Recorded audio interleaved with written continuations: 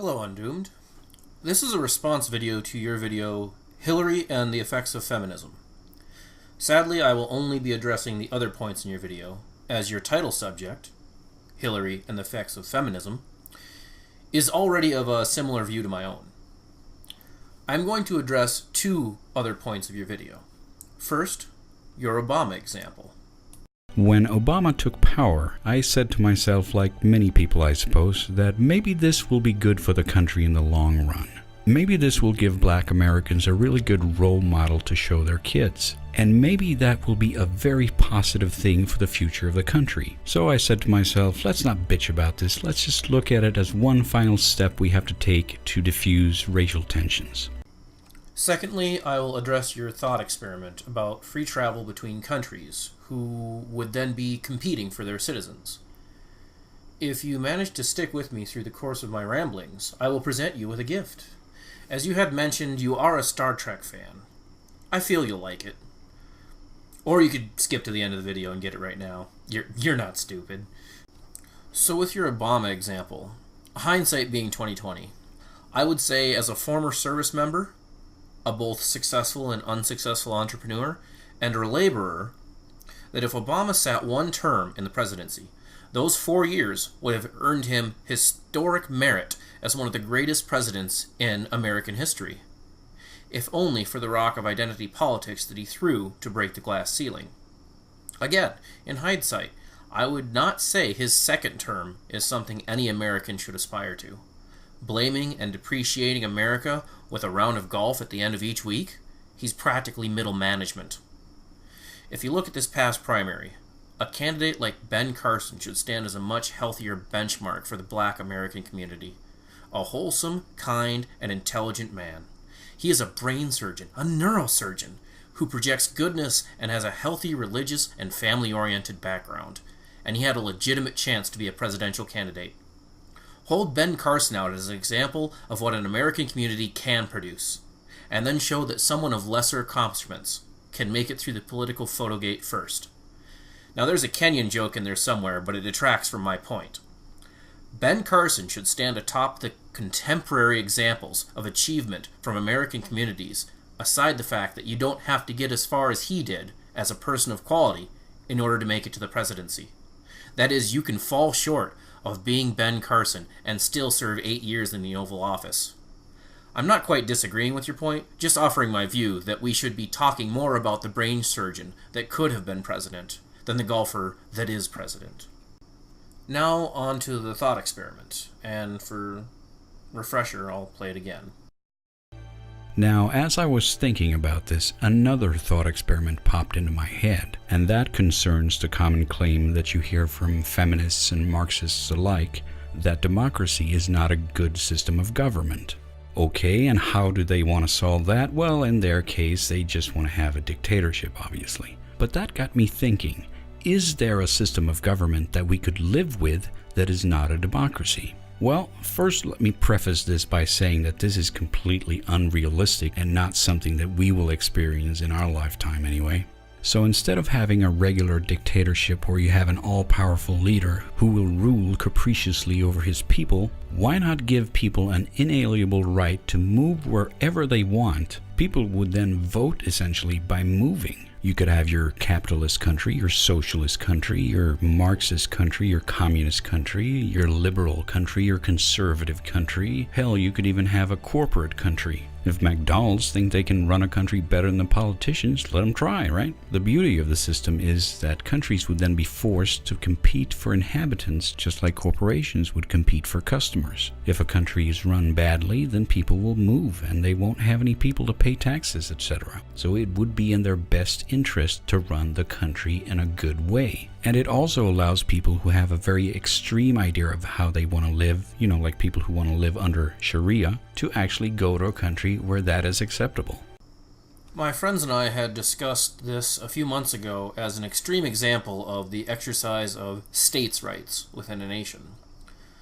An already existing example of what you speak of through the lens of states' rights is the legality of marijuana and the people who are voting for it by moving to areas where it is legal medically and to areas where it is legal recreationally.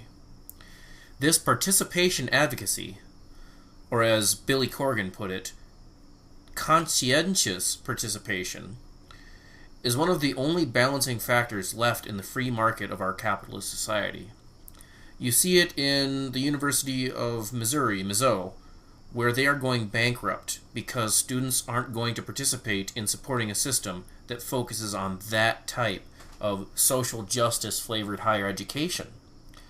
You see it in the fact that celebrities who the population votes for with their dollars, celebrities have a political voice that is listened to by the average citizens that paid for their products and films. This is the ultimate form of citizenship, where you participate only in the country that you see best fit.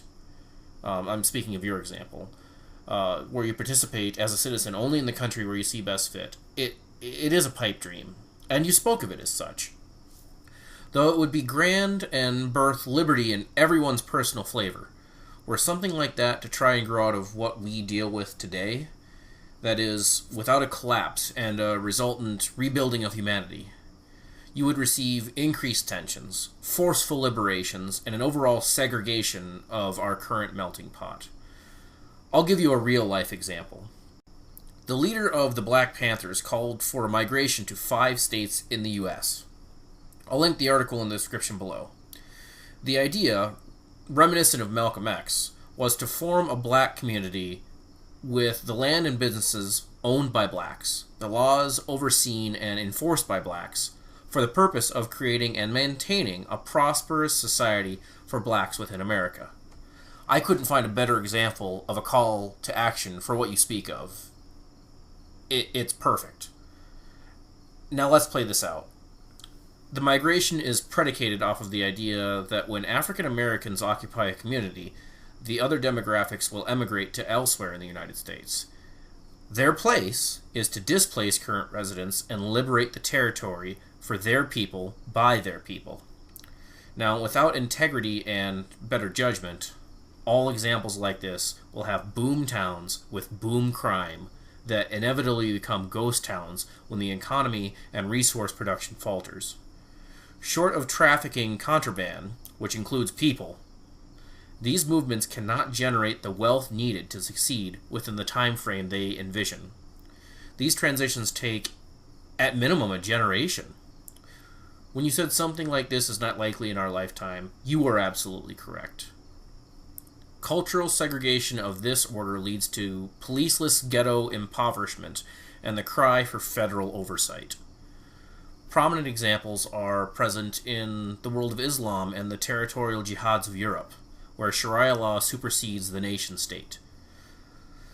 Like communism and socialism, your model presents a beautiful opportunity for persons to live as they would like, but neo-feudalism is stronger, and citizens voting conscientiously with their dollars and their labor product is the only long-standing pushback to serfdom, barring warfare, civil or otherwise.